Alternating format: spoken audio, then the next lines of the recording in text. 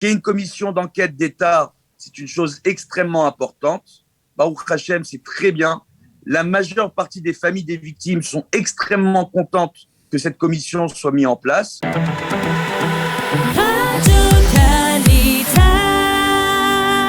Rav Chaim Yishai, bonjour, Boker Tov. Bokero. Merci d'être avec nous ce matin. Alors, comme je le disais en titre, le gouvernement israélien a décidé de nommer une commission d'enquête nationale d'État qui sera présidée par 3 juges pour déterminer les responsabilités dans le massacre, dans la catastrophe de Méron et également de tirer des conclusions afin que ce genre de catastrophe ne puisse pas se reproduire.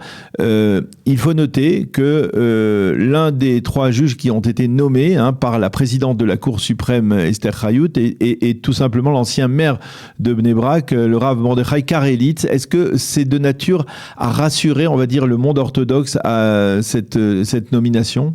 Regardez, premièrement, le Rav Mordechai Karelitz, c'est une personne que je connais personnellement. Donc, il a fait un travail extraordinaire pour la mairie de Bnei Brak. Ça, c'est premièrement. Il a su faire avancer la ville de Bnei Brak dans beaucoup de domaines.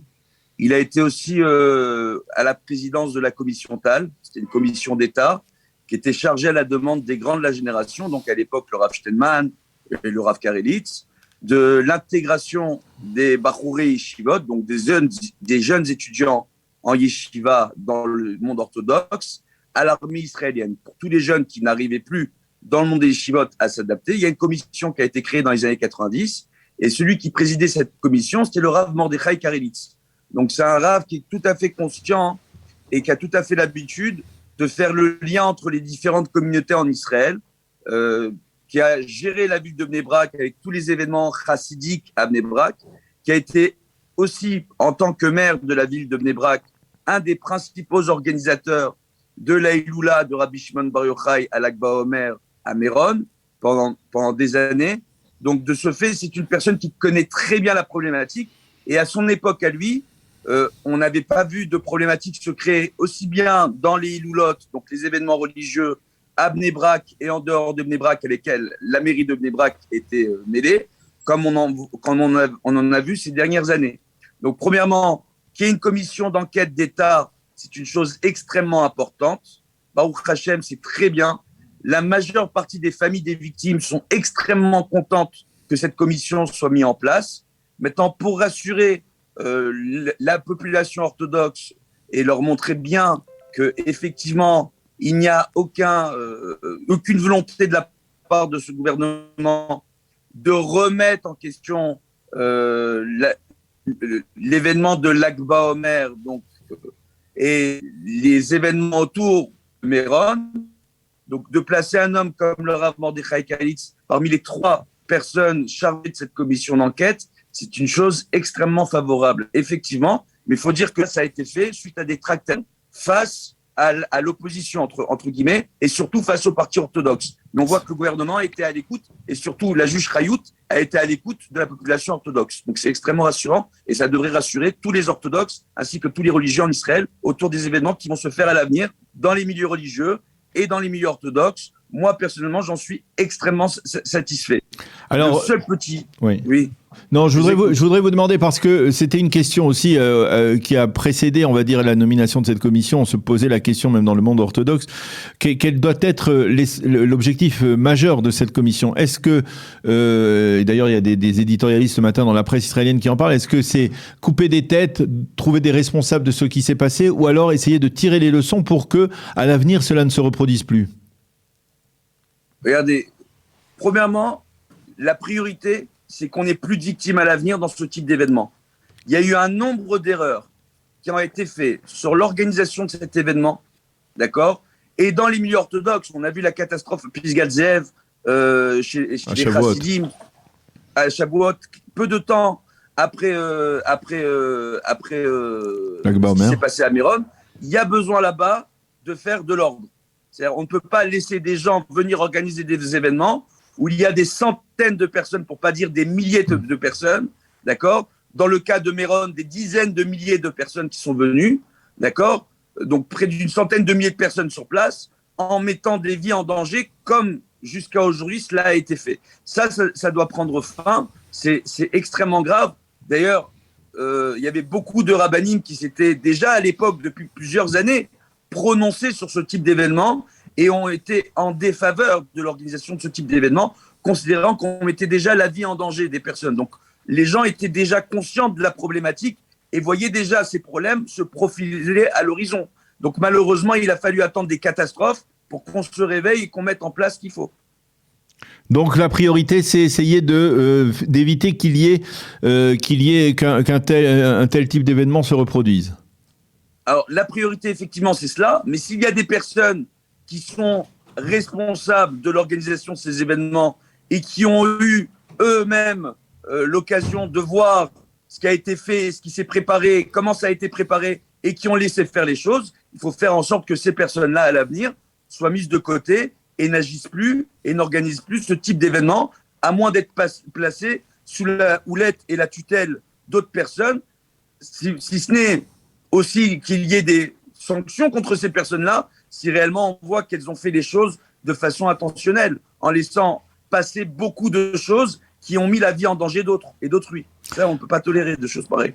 Alors, cette commission d'enquête a été nommée par le gouvernement Bennett-Lapid, un gouvernement qui a été très vivement critiqué par la droite israélienne, mais aussi par les partis orthodoxes, parce que on redoute d'une certaine manière une forme de politique plutôt laïque de ce gouvernement. Est-ce que cette nomination, la manière dont cela s'est fait, la nomination également du Rav Karlitz, ce n'est pas de nature à rassurer? Elle ne veut pas peut-être essayer de lancer une sorte de pont en direction du public orthodoxe qui pourrait peut-être dans l'avenir rejoindre un tel gouvernement? Est-ce que c'est quelque chose qui rassure? Alors écoutez, moi je ne suis pas représentant politique, je fais pas de politique, je suis apolitique. Oui. D'accord. En tant que Rav, c'est pas mon rôle de faire de la politique, c'est mon point de vue. D'accord. Maintenant, donc je peux pas me prononcer pour ce qui va se passer avec les partis orthodoxes, est-ce qu'ils vont rejoindre le gouvernement ou pas dans les mois à venir ou les années à venir, si ce gouvernement reste en place, on n'en sait rien. En Israël, ce qu'on a compris ces dernières années, c'est que rien n'est certain en matière de politique. De l'autre côté, ce gouvernement, il y a beaucoup de points sur lesquels moi-même je suis en désaccord avec ce gouvernement à l'heure actuelle. Quand on parle de démantèlement d'Eviatar, même si je pense qu'ils sont arrivés à quelques arrangements, qu'ils essayent d'arriver à quelques arrangements, quand on parle de la légalisation de toutes les villes bédouines dans le sud du pays, ou quand on parle du Sarat Futsot, donc du ministre de la Diaspora, qui parle de rendre légal du judaïsme tous les mouvements réformistes en dehors d'Israël et en Israël, sur ces points-là, moi, je ne peux pas vraiment être en accord avec ce gouvernement-là. Mais concernant pour cette commission-là, comment les choses sont en train de se dérouler et sont en train d'être mises en place, je pense qu'ils ont fait ce qu'il fallait sur ce coup-là. Je voudrais revenir un peu avec vous parce que on l'a reconnu, le monde orthodoxe a vécu au cours de cette dernière année, on peut dire plusieurs traumatismes extrêmement marquants. Il y a eu le corona, on en a parlé ensemble plusieurs fois, à plusieurs reprises. Il y a eu la catastrophe de Méron, puis celle de Pisga Ze'ev, de Givat Ze'ev, pardon. Est-ce que vous sentez que le monde orthodoxe est en train de changer au niveau de certaines de son mode de conduite? Est-ce qu'il y a une sorte de prise de conscience? Vous sentez qu'il y a, à Bnei Brak par exemple, mais ailleurs aussi, vous sentez qu'il y a une forme de prise de conscience après tous ces événements traumatisants? Alors déjà, dès le début du corona, je l'avais précisé sur l'antenne de IVA 4 News, j'avais déjà précisé que l'ensemble de la population orthodoxe aujourd'hui était de moins en moins contente et de moins en moins confiante en ses représentants politiques. Ça, c'est premièrement. Il y a des sondages qui ont été organisés dans le monde orthodoxe en leur demandant vers qui ils se tourneraient en cas de problème. Est-ce qu'ils se tourneraient vers leurs représentants politiques ou vers leurs rabbinim? La réponse est simple dans le milieu. Ils n'ont pas de politique. Mais à l'heure actuelle, prise de conscience du monde orthodoxe, tout simplement, ils se remettent en question, ils font de moins en moins confiance en ce qu'on appelle les Haskanim. Mais ce n'est pas d'aujourd'hui, ça faisait déjà plusieurs années qu'on voyait une crise se créer entre ces personnes qui organisent des événements, entre ces personnes qui organisent au nom de Rabbanim différentes choses, et puis la population orthodoxe. Lui, on voit une véritable transformation mis à part le fait de voir que dans le monde orthodoxe, il y a une véritable demande aujourd'hui de la part de la jeunesse orthodoxe d'arriver à mieux s'adapter à la vie moderne et au monde israélien. Ce qui veut dire essayer de rentrer peut-être par exemple sur le marché du travail, c'est une des conséquences? Ah non, mais ils n'essayent pas de rentrer sur le marché du travail, ils rentrent sur le marché du travail aujourd'hui. Ils n'essayent même plus. On a de plus en plus de jeunes aujourd'hui qui passent des formations, il y a de plus en plus de yeshivot qui se créent aujourd'hui pour les jeunes après l'âge de 18 ans pour leur permettre soit d'aller à l'armée, soit de continuer à aller à yeshiva tout en pouvant passer des formations professionnelles dans le cadre des lois israéliennes, au Hachem, pour pouvoir avoir un avenir certain dans le monde du travail. Donc il y a une véritable transformation du monde orthodoxe qu'on est en train de constater ces dernières années, mais ça ne date pas d'aujourd'hui. C'est une transformation qui avait déjà été initiée à l'époque, dans les années 90, par le Rav Steinman et le Rav Karelitz à l'époque, le Rav Nissim Karelitz Zatzal, pour les deux. Et on voit que le Rav Mordechai Karelitz, qui fait partie de la commission d'enquête, a été un des principaux acteurs de cette transformation, parce qu'il voyait bien que la population orthodoxe demandait déjà à l'époque une transformation et une meilleure adaptation du monde orthodoxe au monde israélien, tout simplement. Eh bien, Rav Chaim Yishai, merci beaucoup d'avoir été avec nous ce matin, de nous avoir fait partager vos sentiments après la nomination de cette commission d'enquête sur la catastrophe de Méron. Merci d'avoir été avec nous. Bonne journée, à bientôt. Merci à vous. Bonne journée à tous.